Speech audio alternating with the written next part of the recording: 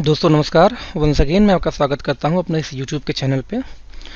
दोस्तों आज हम एक बहुत ही इम्पोर्टेंट टॉपिक पे डिस्कस करने वाले हैं। यदि आप वेबसाइट डिजाइनिंग सीखना चाहते हैं तो प्लीज़ आज की जो टॉपिक होगी इसकी जो प्रैक्टिस होगी मैक्सिमम टू मैक्सिमम करिए, क्योंकि पूरी वेबसाइट का बेस यही है। बेस मैं ऐसा क्यों बोल रहा हूँ, मैं एक एग्जांपल दे के आपको दिखाता हूँ। जैसे मान लीजिए मैं एक वेबसाइट खोलता हूँ, चलिए मैं अपनी वेबसाइट खुद खोलता हूँ eurobitsouth.com। तो ये जो मेरी वेबसाइट है, यदि आप कोई चीज़ यहाँ देख रहे हैं, जैसे मान लीजिए यहाँ पे ये लोगो लगा हुआ है, यहाँ पे मेनूज लगे हुए हैं, तो आप देखिए कि इस सेक्शन के अंदर में, इस सेक्शन के अंदर में अंतर है। तो ये यहाँ कैसे आया, इतना दूर गैपिंग कैसे आया। ये एक सेक्शन अलग है जहाँ पे बैनर चल रहा है, ये सेक्शन अलग है और ये सेक्शन अलग है। तो इसे अलग अलग पार्ट में इसको हम बनाते हैं जिससे कि वो जहाँ हम चाहे वहाँ पे फिक्स हो जाए, फिट हो जाए, जिसको हम डिवीजन बोलते हैं। तो आज हम इस इम्पोर्टेंट टॉपिक पे आज हम पढ़ने वाले हैं कि डिवीजन या डिव वगैरह कैसे हम यूज करते हैं, कैसे बनाते हैं। तो ये चलिए, आपके सामने मेरा ये पेज खुला हुआ है जो बेसिक स्ट्रक्चर एचटीएमएल का होता है। हमने एचटीएमएल का हेड, बॉडी वगैरह, तो हम इसे बनाना शुरू करते हैं कि डिव बेसिकली क्या होता है। Div for division. डिवीजन क्या होता है, इसको हम शुरू करते हैं कहाँ से, डिव ओपन, राइट, और डिव क्लोज। हमने एक डिव बनाया, लेकिन डिव बनाने के बाद इसका कोई अस्तित्व तो नहीं होता जब तक कि हम इसको डिफाइन न करें। मैं इसको एक एग्जांपल देके चलता हूँ कि मान लो इसको भी हम ब्राउजर में ओपन करते हैं, तो आप देखिए कि इस ब्राउजर के अंदर में भी क्या आ रहा है, यहाँ पे कुछ भी शो नहीं हो रहा है। जैसा कि आप देख पा रहे हैं कि यहाँ पे कोई इफेक्ट नहीं है। क्यों? क्योंकि हमने इस डिवीजन यानी इस डिव को हमने अभी तक कुछ डिफाइन नहीं किया है। तो हम डिफाइन करते हैं स्टाइल। स्टाइल के अंदर हमें डिफाइन कर सकते हैं डिव को, तो हम लिखते हैं इस पर डिव। ठीक है, डिव के बाद में हम यहाँ पे इसका ओपनिंग क्लोजिंग करते हैं। ठीक है, ओपनिंग क्लोजिंग करने के बाद हमें वैल्यू इसके अंदर देनी होगी। हम वैल्यू क्या देते हैं कि इस डिव का जो विड्थ होगा, इसका विड्थ आप रखो 300 पिक्सल, राइट। सेमीकोलन से ब्रेक किया। इसके बाद में हमने इसमें लिखा कि विड्थ के साथ में इसका ये हाइट एक देते हैं। तो जो इसकी ये जो हाइट होगी, हाइट भी हम दे देते हैं इसको 300 पिक्सल। एक स्क्वायर है एक तरीके से। और इसको हम थोड़ा देखते हैं रिफ्रेश करके मेनू में जाके। जब इसको रिफ्रेश करते हैं तो आप देखिए यहाँ पे कुछ नहीं आ रहा है। एक्चुअली आ रहा है लेकिन हमने कुछ डिफाइन नहीं किया, इसलिए नहीं आ रहा। जैसे मान लीजिए मैं इसका यदि बैकग्राउंड कलर भी एक दे दूँ, मैंने इसका बैकग्राउंड किया कि इसका बैकग्राउंड आप ऑरेंज या टील हो जाओ। यस, ऑरेंज करते हैं और ऑरेंज हो जाओ, राइट। लुक, यहाँ पे एक ऑरेंज कलर का ये बॉक्स आ गया। अब ये बॉक्स, ये मैं ऐसा क्यों बोला, ये जो बॉक्स है ना, अब इस तरीके से हम डिवीजन कहीं क्रिएट कर सकते हैं। जैसे कि एग्जांपल लेते हैं कि मान लीजिए हम यहाँ पे एक बॉक्स और क्रिएट करते हैं। आज बहुत इंपॉर्टेंट इस टॉपिक है। हम एक बॉक्स और क्रिएट करते हैं, कंट्रोल एस, हम इसको भी सेव करते हैं। ये देखो, आप नीचे एक और बॉक्स क्रिएट हो गया। लेकिन दोनों बॉक्स क्योंकि एकदम सटा हुआ है तो हमें यहाँ पे एक्चुअली दो बॉक्स है, एक ऊपर अलग है, नीचे अलग है, लेकिन लग रहा है कि एक में है। लाइक अब ये दोनों बॉक्स एक हैं, हम इसको डिफर करना, हम इसको अलग करना हो तो क्या करेंगे।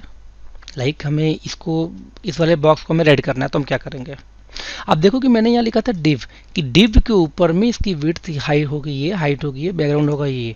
तो जितना भी हम इस पूरे स्ट्रक्चर में, इसी फाइल में हम यदि डिव देंगे तो सब पे यही अप्लाई होगा।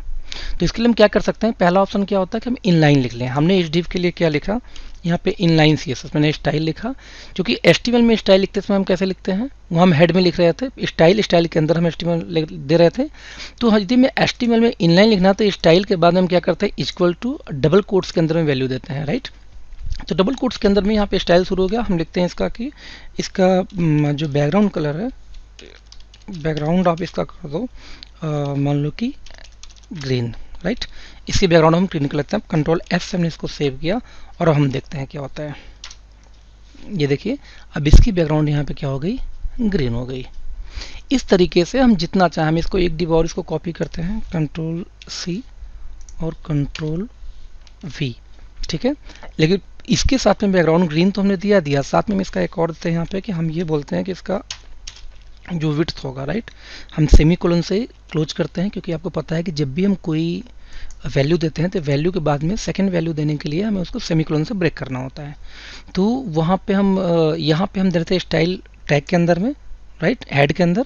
ये हम इसको हम बोलते हैं इनलाइन स्टाइल, जो हमें इसी लाइन के अंदर में हम जिस डिव पे अप्लाई करना है, जिस भी हमारे किसी एलिमेंट पे अप्लाई करना होता है, हम वहीं पे उसी लाइन में आगे लिख देते हैं। तो अब हम ग्रीन, हमने इसका विड्थ लिखा कि इसका एक काम करो आप कि इसका विड्थ जो है इसको आप कर दो 500 pixel, right, 500 pixel. Control S से मैंने इसको सेव किया, फिर अगेन आके रिफ्रेश किया। अब देखो एक ये अलग हो गया, यहाँ पे बॉक्स और आ गया डिव फॉर डिवीजन। इसको थोड़ा हम रिफ्रेश करते हैं। रिफ्रेश कैसे करते हैं, इसका बैकग्राउंड कलर का हम ग्रीन की जगह हम देते हैं रेड। यहाँ पे कंट्रोल एस से सेव किया हमने, ये देखो अब तो यहाँ पे तीन सब मिला के डिवीजन बन गए, division number 1, division number 2, division number 3। Okay, तो आप डिव के बारे में आपको आइडिया लगे। डिव बेसिकली होता क्या है, हम यहाँ पे बैकग्राउंड हम चाहें तो हटा भी सकते हैं। हम यहाँ पे से बॉर्डर दे सकते हैं कि जो उसका बॉर्डर दे दो आप, राइट। इसका बॉर्डर क्या दोगे, 2 पिक्सल सॉलिड रेड, जैसा मैंने आपको सिखाया था लास्ट टाइम बॉर्डर वाले, मेरा पुराना वीडियो आप देखिए तो बॉर्डर हम कैसे देते हैं उसको आपको आ जाएगा, राइट। हमने बॉर्डर दे दिया तो आप देखो यहाँ पे बैकग्राउंड कलर तो चेंज नहीं हुआ, क्यों, क्योंकि मैंने आप देखे यहाँ अपने डिव पे ऑलरेडी ऑरेंज लगा रखा है। तो क्योंकि डिव तो है तीनों को तीनों, तो जो वैल्यू हम यहाँ पे नहीं देंगे वो पुराना उठा लेगा। मान लो यदि हमें बैकग्राउंड में सब कुछ नहीं देना है तो हम यहाँ पे इसको आगे लिख सकते हैं बैक बैकग्राउंड NONE। यदि किसी भी चीज़ के हमें वैल्यू में कुछ भी नहीं देना हो, लाइक ऊपर हो इफेक्ट कहीं से आ रहा हो, मुझे कुछ देना नहीं चाहते हमें आप, तो उस कंडीशन में उसको आप एट्रीब्यूट का नाम देके या एलिमेंट का नाम देके उसके सामने आप नन लिख सकते हैं। कंट्रोल एस से हमने सेव किया, फिर रिफ्रेश करते हैं, इसको देखते हैं क्या होता है। अब देखो ये जो ऑरेंज था यहाँ पे हट गया, सिर्फ ये 2 पिक्सल का एक बॉक्स आ गया। क्यों, क्योंकि हमने देखो इसकी इस डिव के लिए हमने क्या लिखा है कि इसका बॉर्डर 2 पिक्सल सॉलिड होना चाहिए और रेड कलर का। हम इसको यदि यहाँ पे 10 पिक्सल देते हैं तो 10 पिक्सल का हो जाएगा। कंट्रोल से सेव किया, रिफ्रेश किया, लुक 10 पिक्सल का हो गया। तो हम देखिए कि यहाँ पे 10 पिक्सल का सॉलिड रेड कलर की एक बॉर्डर होनी चाहिए, जिसकी विड्थ कितनी होनी चाहिए, 500 पिक्सल। तो आप देखो इसकी जो विड्थ है ना, ये टोटल 500 पिक्सल है, क्योंकि इसका ये 300 पिक्सल है ना। 500 पिक्सल की विड्थ हो गई। साथ में मैंने कहा बैकग्राउंड में कुछ नहीं होना चाहिए इसकी, यानी ब्लैंक होनी चाहिए। तो बैकग्राउंड में आप देखो क्या है, बैकग्राउंड टोटल ब्लैंक है। तो उम्मीद है तो इस तरीके से आप जो भी कुछ अप्लाई करना चाहते हैं डिवीजन यानी डिव के ऊपर अप्लाई कर सकते हैं।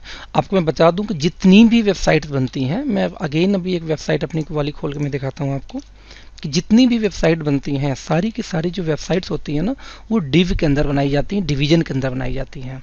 जैसे आप किसी वेबसाइट की कोडिंग देखने के लिए हम कंट्रोल यू दबाते हैं, कंट्रोल यू मैंने दबाया, कंट्रोल यू के बाद देखो जो कोडिंग हुई है बैकएंड में, देखो वो थोड़ा सा खुल के आ गया। आप यहाँ पे स्टार्ट करो, देखो ये क्या है, डिव, एक डिवीजन यानी ये बन गया।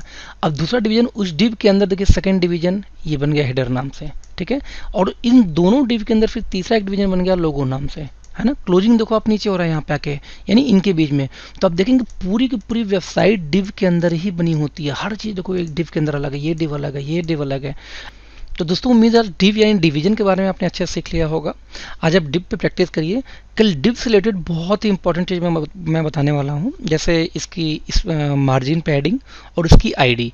एंड बिलीव मी, सिर्फ आपको ये 2 चीज़ें आ गई, मार्जिन पैडिंग और किसी चीज़ की मार्जिन पैडिंग आ गई, और किसी चीज़ को यदि आपको आ गया डिवीजन की बात करूँ, आईडी या क्लास क्रिएट करना, तो आप समझ लीजिए कि किसी वेबसाइट में 30% आप समझ चुके हैं। मोस्ट इम्पॉर्टेंट पूरी वेबसाइट, पूरी HTML का जान होता है ये 3 चीज़ें।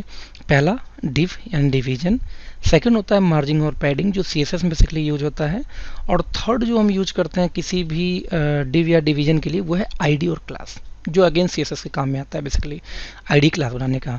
तो दोस्तों थैंक यू सो मच ये वीडियो देखने के लिए। कल मैं आपको बताऊंगा कि कैसे इसको और हम एक वेबसाइट का स्ट्रक्चर कल हम देंगे, कैसे स्ट्रक्चर हम दे सकते हैं।